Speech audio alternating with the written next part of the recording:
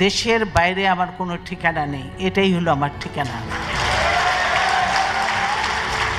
এই দেশ, এই দেশের মাটি মানুষই আমার সব কিছু, কাজে আমি দেশের বাইরে যাব না।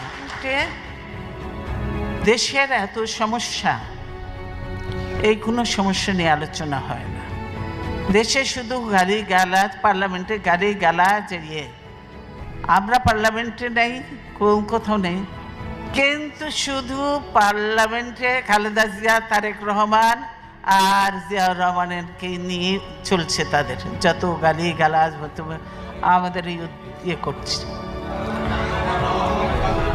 হ্যাঁ,